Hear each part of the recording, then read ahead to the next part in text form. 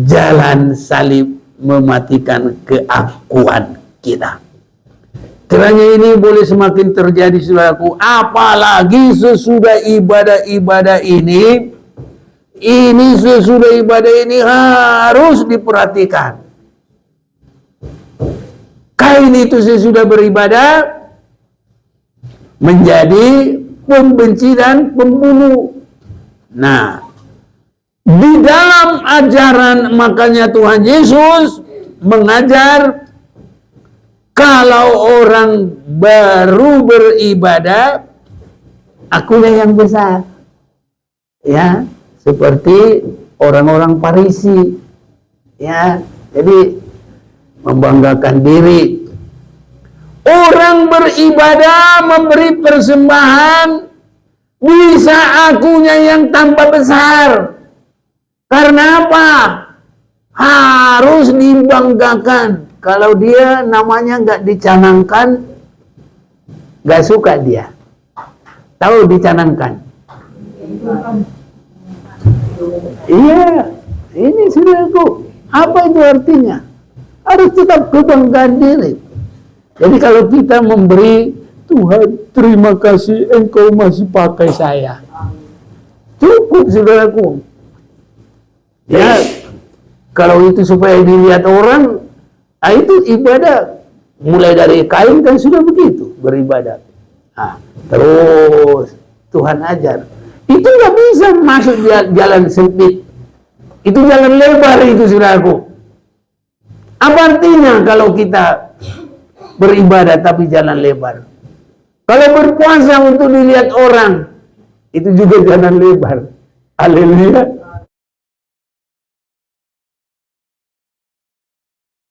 Salam di dalam kasih Tuhan kita, Tuhan Yesus Kristus. Saya sungguh bersuka cita Tuhan masih begitu berkemurahan bagi kita semua, karena saudara-saudaraku, untuk benar-benar beribadah tidak banyak yang mengutamakan, saudara-saudaraku. Kalaupun beribadah, banyak orang adalah mencari kehendaknya, bukan kehendak Tuhan. Tetapi saudara-saudaraku, kita semuanya biar mencari kehendak Tuhan. Dalam Matius pasal 7, saya mau mengajak kita memperhatikan pembacaan firman ayat yang ke-13 dengan 14. Matius pasal 7 ayat 13 mulai. Masuklah melalui pintu yang sesak itu, karena lebarlah pintu dan luaslah jalan yang menuju kepada kebinasaan, dan banyak orang yang masuk melaluinya. Karena sesaklah pintu dan sempitlah jalan yang menuju kepada kehidupan, dan sedikit orang yang mendapatinya. Kita baca bersama-sama, 1, 2, 3. Masuklah melalui pintu yang sesak itu, karena lebarlah pintu dan luaslah jalan yang melalui pada kebinasaan, dan banyak orang yang masuk melaluinya. Karena sesaklah pintu dan sempitlah jalan yang menuju kepada kehidupan, dan sedikit orang yang mendapatinya. Saudara-saudaraku, kalau kita tidak memandang ini dengan secara rohani, mustahillah kita bisa mengerti di manakah pintu yang sesak itu, dan pintu ke rumah siapa, atau pintu tol mana, ya kan? Inilah saudara-saudaraku, Tapi dengan memandang perkara rohani, pintu yang sesak itu adalah kehidupan yang sudah bukan lagi hal yang duniawi. Jadi itu adalah disebut manusia, jalannya manusia Allah. Begitu disebut ya. Jalannya manusia Allah. Jadi kalau jalannya manusia duniawi nggak bisa, saudara-saudaraku ya. Sebabnya kita mau baca dulu dalam 1 Timotius pasal yang ke-6 ayat 11. Tetapi engkau hai manusia Allah. Nah, bersama kita mau baca dulu ini 1, 2, 3. Tetapi engkau hai manusia Allah. Ibadah, kesetiaan, kasih, kesabaran, dan ya cukuplah. Jadi inilah saudaraku, sehingga disebut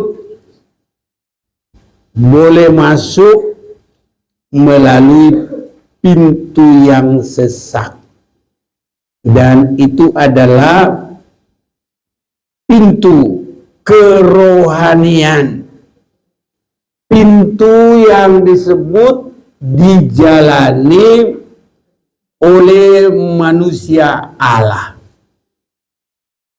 Nah, ini saudaraku, karena memang inilah jalan, banyak orang, kata firman Tuhan, tidak banyak yang boleh memasuki. Karena sesaklah pintu dan sempitlah jalan menuju kepada kehidupan, sedikit orang yang mendapatinya. Tapi biarpun sedikit, tetapi kita ada di sana. Ini saudara-saudaraku. Jadi ini bukan manusia yang berkata, ini sudah firman Tuhan, saudaraku. Ya. Jadi disinilah yang disebut, kalau kita tidak bersungguh-sungguh, ya, mengasihi Tuhan dengan segenap hati, dengan segenap jiwa, tidak bisa, tidak mungkin.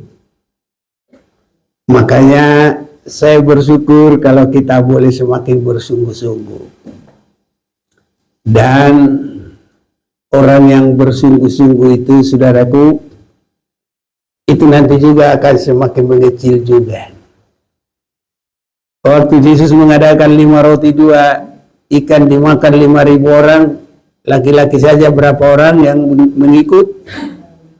5.000. Ya, belum lagi perempuan dan belum lagi anak-anak.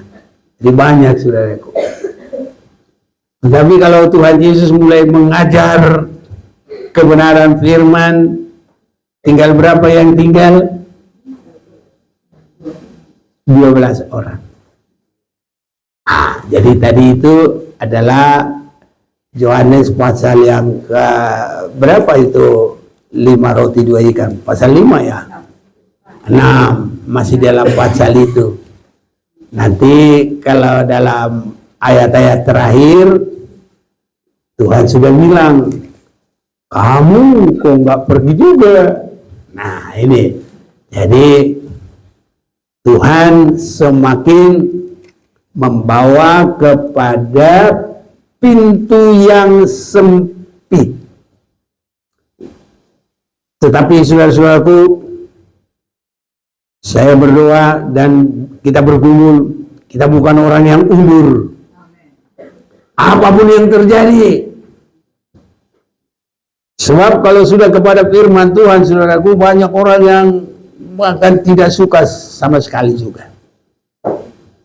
Itu sebabnya nanti antikristus itu ada dari tengah-tengah kita. Siapa mereka?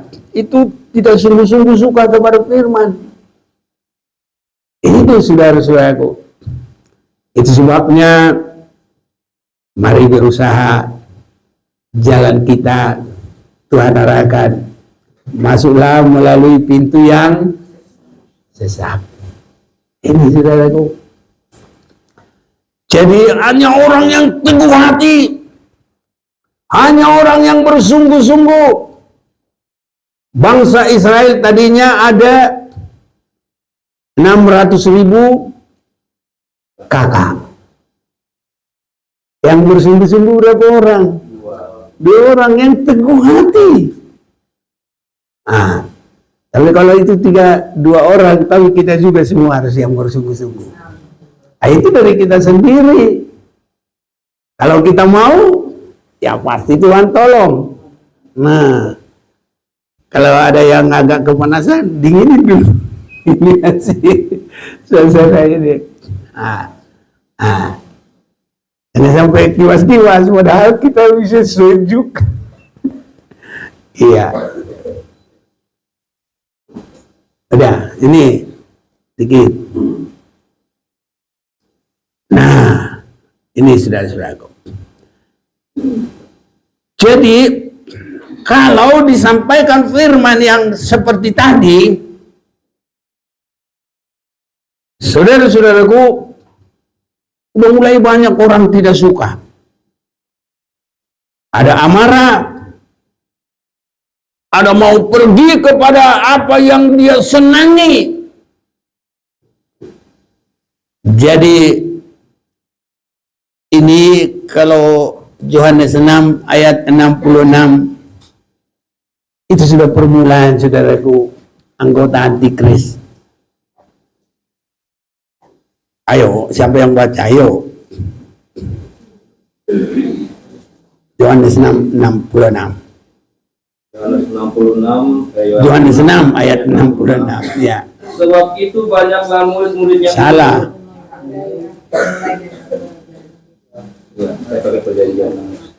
Oh ya udah. Ayo, enggak apa-apa, perjanjian lama. Sebab itu banyaklah murid-muridnya undur dan tiada lagi berjalan dengan dia. Ya, itu ejaan lama. Sekarang ejaan baru. Ejaan baru ya, terjemahan baru.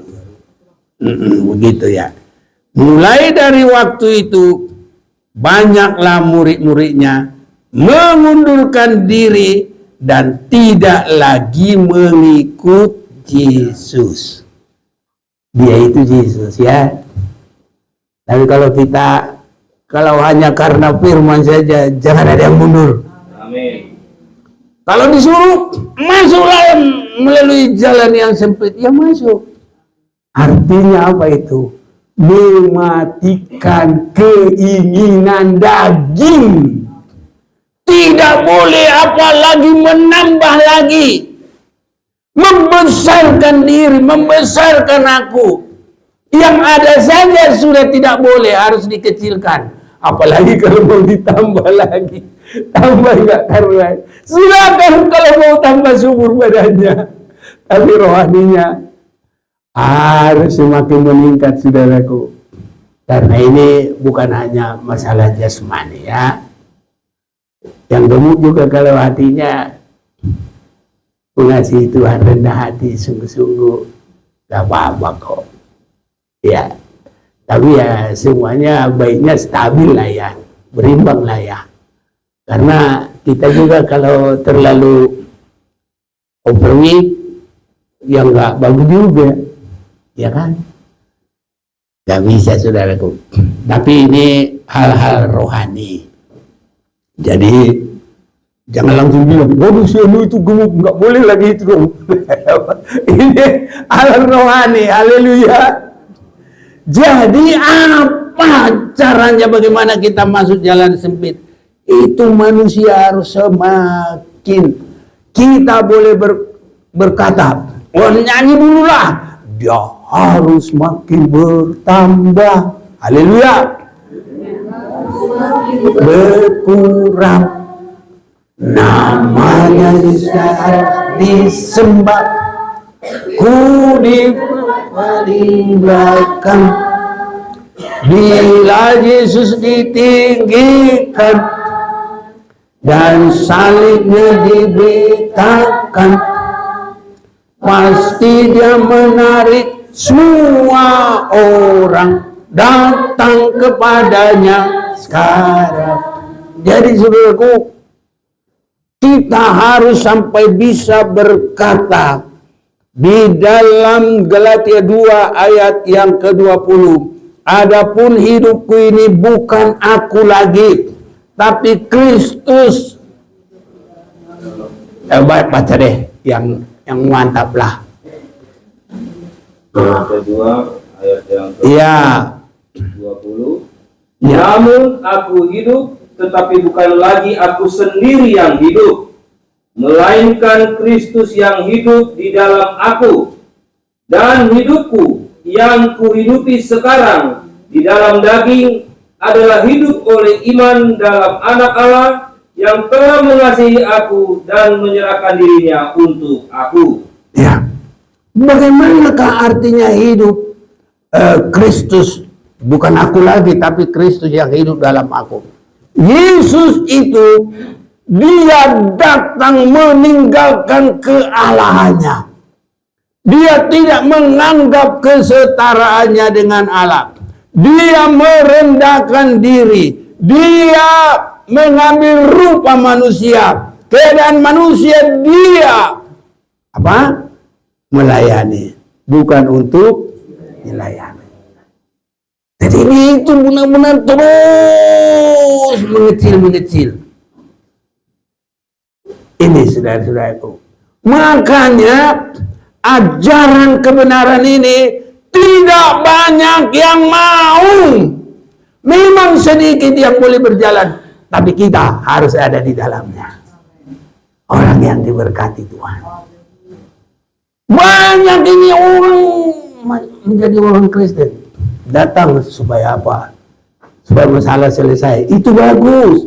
Tapi kalau hanya itu bukan kekristenan yang sesungguhnya. Supaya masalah selesai, supaya keberkatan, supaya sembuh, semua itu boleh.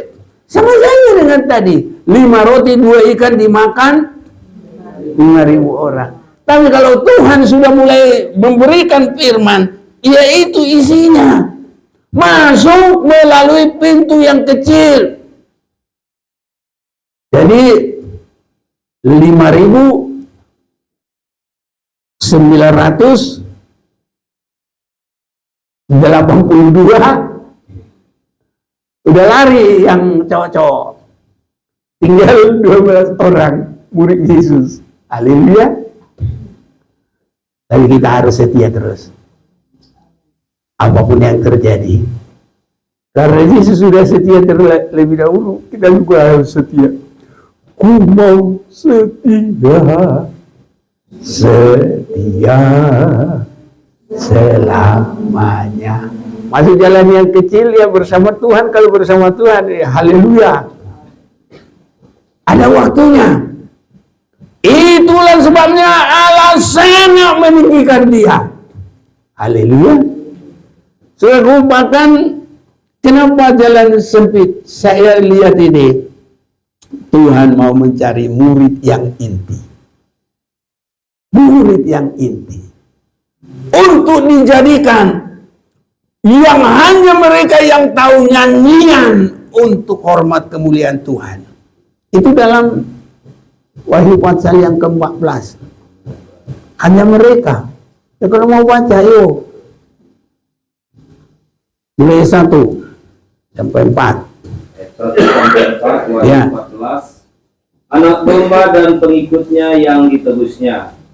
Dan aku melihat sesungguhnya anak domba berdiri di bukit Sion, dan bersama-sama dengan dia 144.000 orang. Dan di dahi mereka tertulis namanya dan nama bapaknya. Dan aku mendengar suatu suara dari langit, bagaikan desau air bah dan bagaikan deru guru yang dahsyat. Dan suara yang kudengar itu seperti bunyi pemain-pemain kecapi yang memetik kecapinya.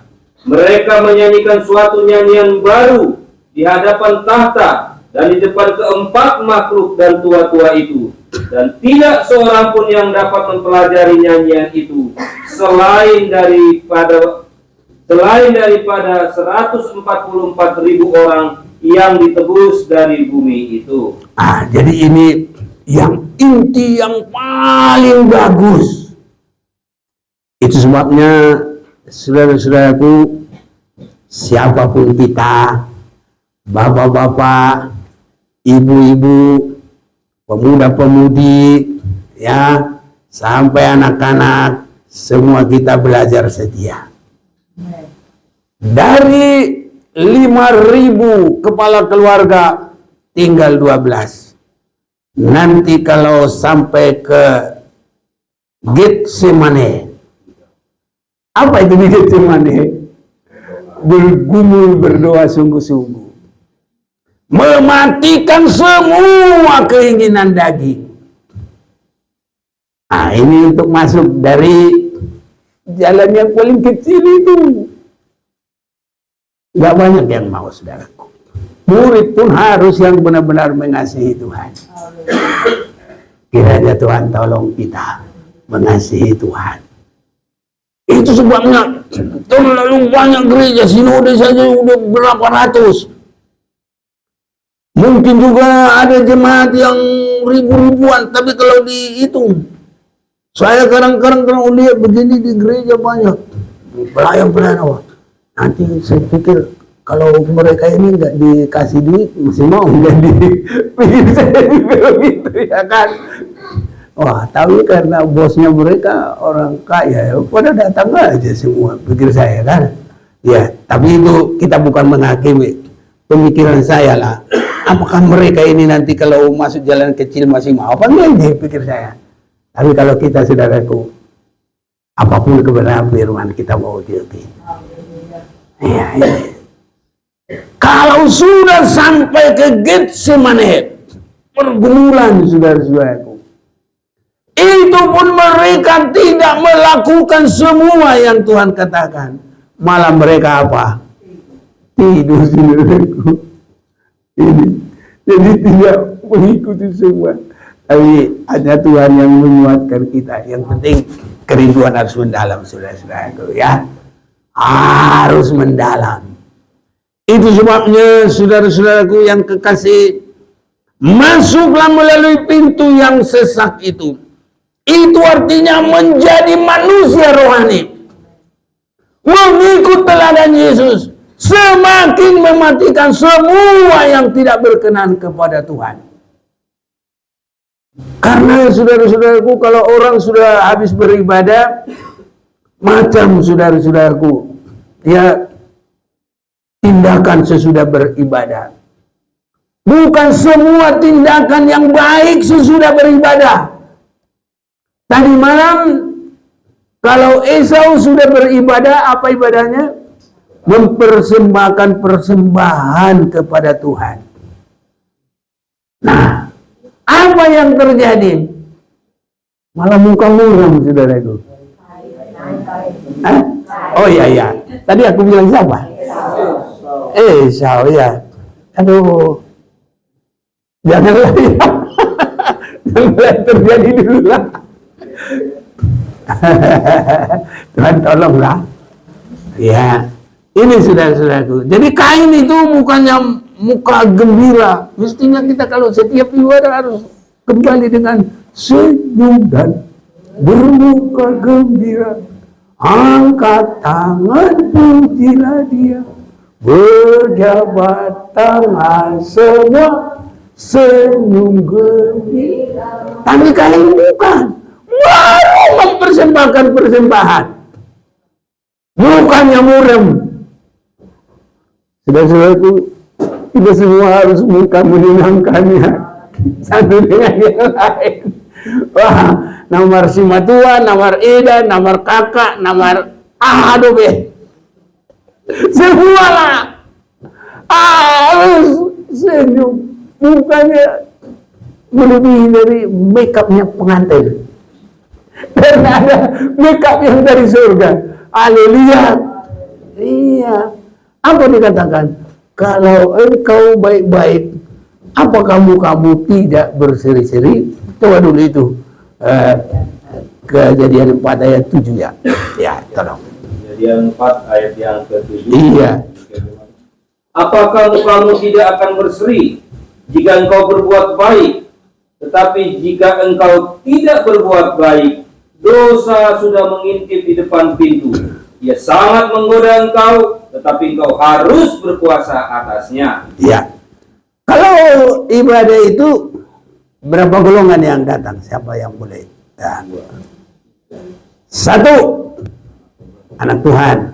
2, yang tidak bersungguh-sungguh. 3, iblis. Apa lagi? Ya, ada Tuhan ya. Iya, ini saudara-saudaraku. Jadi kalau tidak bersungguh-sungguh di tengah-tengah ibadah itu loh, langsung bisa berubah orang. Pulang-pulang nanti. Makanya tadi malam saya sampaikan, suami istri hati-hati lah. Habis ibadah harus indah. Haleluya. Jangan malah satu pegang setir berantem. Tapi di sini nggak ada ya. Haleluya. Aduh, memang gitu dan sudah-sudah. Makanya kita ini saling menjaga lah ya. Jadi kita masuk jalan kecil itu mematikan semua keinginan daging. Haleluya.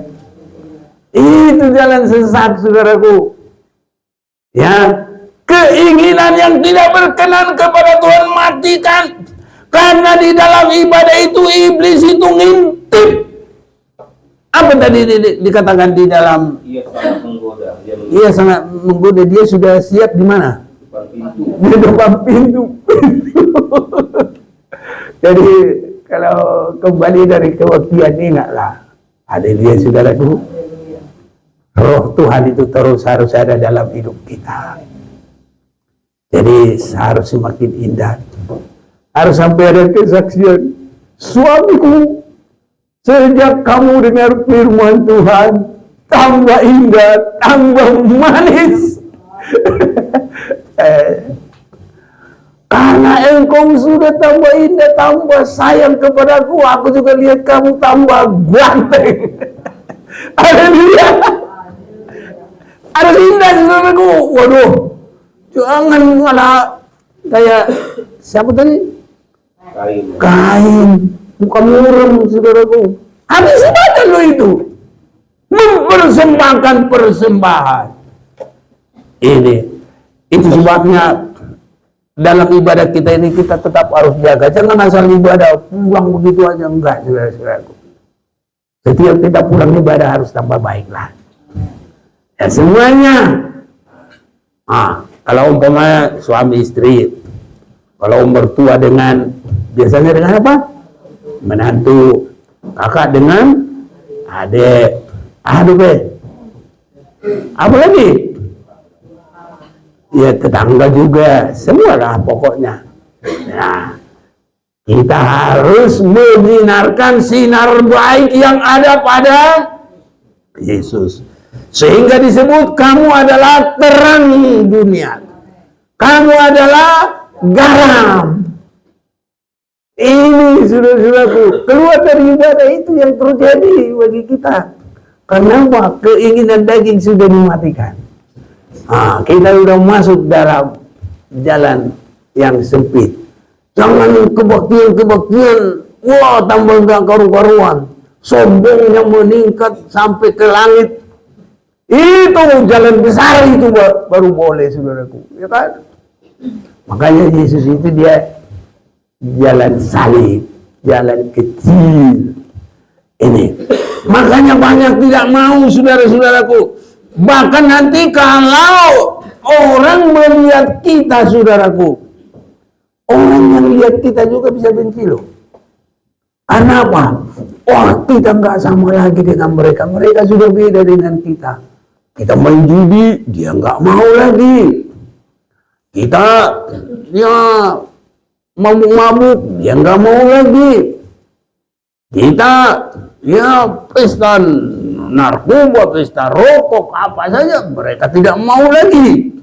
Malah mereka benci saudaraku. Itu sebabnya semakin kita di jalan yang sesat itu, Ada golongan yang tidak senang kepada kita. Tapi kalau satu hidup pasti senang. Haleluya saudaraku. Semakin indah engkaulah saudaraku. Karena apa? Bukan hanya saudara begitu saja. Kita sudah satu. Kristus kepala, kita adalah tubuhnya. Jadi menyatu saudara-saudaraku. Tapi kalau di luar itu, mereka semakin benci. Orang itu sudah enggak lagi seperti kita. Begitu saudaraku. Jadi melakukan kebaikan itu bukan berarti semua dunia ini senang sama kita. Ada yang benci. Tapi disitulah harus ada hikmat dari Tuhan. Pilih-pilih. Ya. Dalam arti pilih-pilih harus mengerti. Sebab di dalam Matius pasal yang kelima, kalau kita mau perhatikan ini, ya Matius pasal 5, Yesus mengajar ya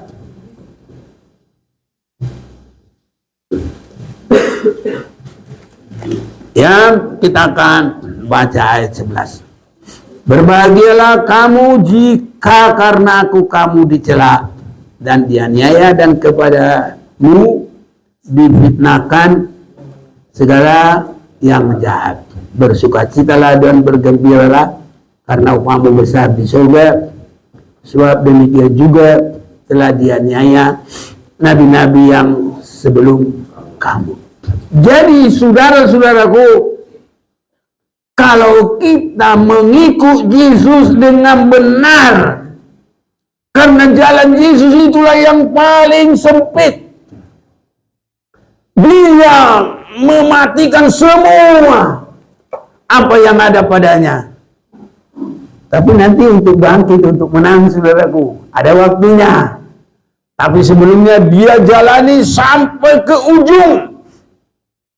Kalau orang ya nanti mana tahu suatu waktu Tuhan berkati semuanya kita akan pergi ke Yerusalem. Haleluya.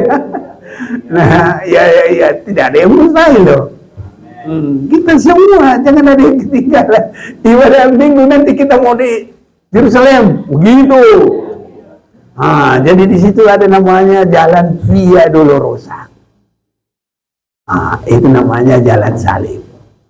Jadi itu memang ini karena dua macam di sana versinya, ada versi Katolik, ada versi Protestan. Tapi versi Katolik ini ditulisin di sini kejatuhan Yesus yang pertama memikul salib karena dia nggak kuat lagi jatuh.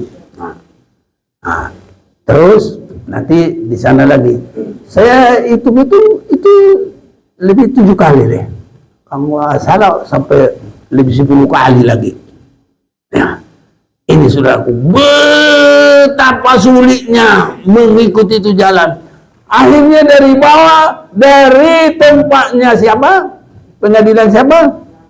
Pilatus, terus itu salib itu dibawa terus sampai ke Golgota. Ini saudaraku. Jadi tidak ada lagi yang dipertahankan oleh Yesus. Dihina, diolok, diludahi, dipukul, sudah semua. Tapi dia terus selesai. Akhirnya dia bangkit lagi. Amin saudaraku. Perjalanan kita harus mantap saudaraku. Jangan berhenti. Haleluya. Biasanya kenapa berhenti? Takut musuh, takut kekurangan, takut apa? Musa mengutus berapa orang masuk ke tanah Kanaan? 12. 10 yang gagal. Ada 2 yang setia. Semua yang 10 itu kenapa dia gagal? Ya, takut lihat musuh, takut berjuang. Nggak mau saudara-saudaraku. Itu hati jahat tidak setia, hati jahat tidak bersungguh-sungguh. Akhirnya mundur saudaraku. Nggak ada yang boleh mundur kita ini. Apapun yang terjadi harus kuat, teguh, Katakan satu dengan yang lain. Kita harus temu. Katakan apalagi sama suami istri. Haleluya. Indah saudara-saudaraku. Iya. Harus itu semua. Yang muda-mudi dulu sama teman-temannya aja juga deh ya. Sama adiknya kayak sama abangnya, sama kakaknya yuk. Setia sampai akhir. Menang saudara-saudaraku. Sesempit apapun jalan itu, Tuhan sudah jalani. Iya. Tapi kalau kita sudah menjalaninya saudara-saudaraku, ya pasti nanti ada waktunya. Itulah sebabnya Allah sangat meninggikan dia. Jadi intinya itu bukan nggak ada saudaraku. Pasti ada sesuatu hal yang luar biasa di sini sampai di surga atau Yerusalem baru kekal selama-lamanya. Ini saudaraku. Jadi Tuhan nanti bisa angkat kita. Yang setia-setia ini, lihat deh. Makanya setia semua. Sekecil apapun pelayanan kita setia. Bila perlu hanya tukang sabu-sabu. Setia. Ada waktunya nanti. Itulah sebabnya Allah sangat meninggikan dia. Dengan apapun dia ditinggikan. Kalau yang kuliah-kuliah nanti berhasil nanti. Dapat kerjaannya nanti langsung berhasil. Iya, saya lihat kalau yang setia-setia itu semuanya hasilnya juga saudaraku ibarat padi yang bernas-bernas. Hasilnya di sana cuma satu kaleng, hasilnya dia 7 kaleng. Karena Tuhan tidak akan curang. Sesuai dengan kesetiaan kesungguhannya Tuhan pasti memberkati. Saya lihat itu saudaraku. Makanya kita ini jangan sama aja dengan ini. Kalau si Habil itu sungguh-sungguh, dia berkatnya diterima Tuhan dan dia diberkati Tuhan. Tapi kalau si Kain itu tidak bersungguh-sungguh, dia walaupun dia beribadah tapi beda kesungguhannya. Berkatnya boro-boro diterima Tuhan, apalagi dibalas. Ya, malah dia yang ada adalah sakit hati, dendam, apa yang terjadi, pembunuhan. Akhirnya dia menjadi satu suku yang terasing dari Tuhan, yang terasing dari berkat Tuhan, menjadi kelompok yang jauh dari Tuhan. Tapi kita jangan, saudaraku. Ya. Jadi itu bukan karena dibikin-bikin. Sesuai dengan perbuatan, pasti Tuhan balas. Makanya setia, saudara-saudaraku. Jangan kita, waduh si Anu nggak mau, ya aku juga nggak mau. Loh, kita mau diberkati oleh Tuhan. Itu jalan yang sempit itu. Hanya orang yang mau saja, Bu. Kalau dia udah mulai takut, dia pasti dia mundur. Malah dia bilang, jangan kamu pergi ke tempat situ itu yang di rukonya B7 itu. Nah, masa mau jalan-jalan kecil aja. Ada waktunya. Tapi ada waktunya Allah sangat meninggikan dia. Baca dulu itu. Filipi 2 ayat yang ke-9. Itu sebabnya artinya menang, setia walaupun melewati jalan yang sempit. Nah, itu untuk kita. Berkatnya Filipi 2 ayat 9. Ayat 9. Itulah sebabnya Allah sangat meninggikan dia dan mengaruniakan kepadanya nama di atas segala nama. Ya, kalau Yesus itu, tapi kalau kita nanti ada keistimewaan yang mendapat, pokoknya ya kalau boleh ke situ ya itulah ya. Semoga kita boleh, tapi sedikitnya kita orang banyak yang berkemenangan. Sedikitnya, saudaraku. Jadi bersama dengan Tuhan kekal selama-lamanya. Itu sebabnya apa? Karena kita biarpun jalan yang sempit, setia sampai akhir. Ini saudara-saudaraku. Jadi saudara-saudara yang kekasih, berjalan di jalan Tuhan itu jangankan ya banyak sekali yang tidak suka, saudara-saudaraku. Ya, dalam Matius pasal yang ke-24, kalau kita baca, siapa yang mau baca dulu?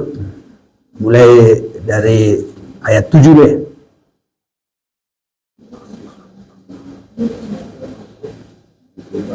Matius 24 ayat 7. Iya. Sebab bangsa akan bangkit melawan bangsa, dan kerajaan melawan kerajaan. Akan ada kelaparan dan gempa bumi di berbagai tempat. Akan tetapi semuanya itu barulah permulaan penderitaan menjelang zaman baru. Pada waktu itu kamu akan diserahkan supaya disiksa, dan kamu akan dibunuh, dan akan dibenci semua bangsa oleh karena namaku. Dan banyak orang akan murtad, dan mereka akan saling menyerahkan dan saling membenci. Ya. Ini kalau kita setia sungguh-sungguh mengikut Tuhan, itu sudah sampai di jalan yang sempit itu, banyak orang yang tidak suka, saudaraku. Bahkan disebutkan semua orang akan membenci, bukan karena kita koruptor, bukan karena kita pencuri. Kalau itu sudah harus, itu bukan kerjaan kita. KPK juga kalau dia jujur pasti nangkap itu. Polisi juga pasti nangkap. Dan jaksa-jaksa kalau jujur pasti nuntut itu. Nggak boleh dia biarkan itu. Tapi kalau ini karena nama Tuhan, ya, kita dibenci bukan karena kita berdosa. Haleluya, saudaraku. Ini kebenaran, ini yang harus bisa kita terima. Kalau hanya aku nggak salah, aku benar, aku nggak salah, aduh, itu kebenaran dunia. Tapi ini kita dibenci karena kita masuk di jalan sempit, mengikuti jalan Yesus. Haleluya, saudaraku. Nah, ini saya ingin kita baca dulu ini, ya, sama-sama, saudaraku. Ya, mulai ayat 8. Ayo kita baca Matius 24 ayat 8. 1, 2, 3. Akan tetapi semuanya itu barulah permulaan penderitaan menjelang zaman baru. Pada waktu itu Supaya disiksa, dan kamu akan dibunuh, dan akan dibenci semua bangsa oleh karena namaku. Dan banyak orang akan murtad, dan mereka akan saling menyerahkan dan saling membenci. iya, ini saudara-saudara. Jadi bukan karena kejahatan kita, tapi karena nama Tuhan. Hanya saya yakin, saudaraku, Tuhan akan melihat bagaimana kekuatan kita supaya jangan sampai benar-benar kita ini tidak kuat. Ya, saya yakin keadilan Tuhan itu, kalau kita seandainya sudah tidak bisa berteriak, Dia akan tolong kita. Kalau seandainya kita nggak bisa jalan lagi, kalau sudah habis ya tenaga, saya yakin pasti Dia gendong kita. Harus sampai ke sasaran, saudaraku. Ujung jalan itu sampai selesai, Dia pasti tolong kita. Ada waktunya, itulah sebabnya. Inilah yang disebut, saudara-saudaraku, kalau Yesus itu setia, ya kita juga harus setia. Ya, baca dulu deh, tolong. 2 Timotius 2 mulai 10.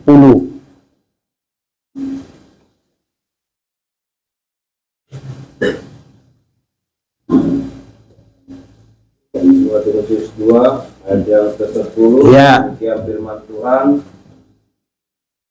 Karena itu aku sabar menanggung semuanya itu bagi orang-orang pilihan Allah, Ya, supaya mereka juga mendapat keselamatan dalam Kristus Yesus dengan kemuliaan yang kekal.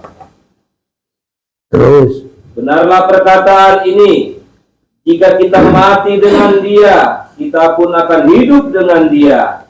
Jika kita bertekun, kita pun akan ikut memerintah dengan Dia. Jika kita menyangkal Dia, Dia pun akan menyangkal kita. Jika kita tidak setia, Dia tetap setia, karena Dia tidak dapat menyangkal dirinya. ya, jadi jalannya Tuhan itu, saudaraku, adalah setia sampai mati. Itu jalannya Tuhan. Nah, jadi jalan yang sempit yang ditunjukkan kepada kita adalah mengikut Yesus. Ini saudara-saudaraku. Jadi marilah sekarang jangan kita membesarkan akunya kita. Karena permulaan sekalipun kita sudah harus berani bersaksi, hidupku bukannya aku lagi, tapi Kristus yang hidup di dalam aku. Bagaimana Kristus hidup dalam kita? Merendahkan diri, mengecilkan diri, dan memasuki setia sampai mati tersalib. Ini saudara-saudaraku, ya. Adapun jalan-jalan yang menyenangkan bagi tubuh, bagi ya kesenangan daging, tapi dikatakan lebarlah jalan yang menuju kepada ya kebinasaan. Tapi kita ini kalau benar-benar mau kepada kehidupan, ya tidak ada jalan lain. Haleluya saudaraku. Jalan salib mematikan keakuan kita. Kiranya ini boleh semakin terjadi saudaraku, apalagi sesudah ibadah-ibadah ini sesudah ibadah ini harus diperhatikan. Kain itu sesudah beribadah menjadi pembenci dan pembunuh. Nah, di dalam ajaran makanya Tuhan Yesus mengajar kalau orang baru beribadah, akunya yang besar. Ya, seperti orang-orang Farisi. Ya, jadi membanggakan diri. Orang beribadah memberi persembahan, bisa akunya yang tambah besar. Karena apa? Harus dibanggakan. Kalau dia namanya nggak dicanangkan, nggak suka dia. Tahu dicanangkan? Iya, ini saudaraku. Apa itu artinya? Harus tetap kebanggaan diri. Jadi kalau kita memberi, Tuhan terima kasih engkau masih pakai saya. Cukup saudaraku. Ya, kalau itu supaya dilihat orang, itu ibadah. Mulai dari kain kan sudah begitu beribadah. Nah, terus Tuhan ajar. Itu nggak bisa masuk jalan sempit. Itu jalan lebar itu saudaraku. Apa artinya kalau kita beribadah tapi jalan lebar?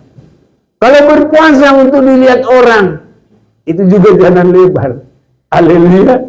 Itu harus berpuasa, badannya apanya, dia masuk jalan lebar saudaraku. Bukan tambah kecil, tambah hilang. Tapi setiap kita beribadah, akunya harus semakin hilang. Yang ada Kristus ada dalam kita. Biarlah Tuhan yang membimbing kita, Tuhan yang menguatkan kita, Tuhan berikan pengertian. Setia saudaraku, jangan mundur. Nanti ada waktunya Tuhan sangat memberkati kita di sini sampai hidup kekal selama-lamanya. Peganglah tanganku Roh Kudus, kita mau menyanyi.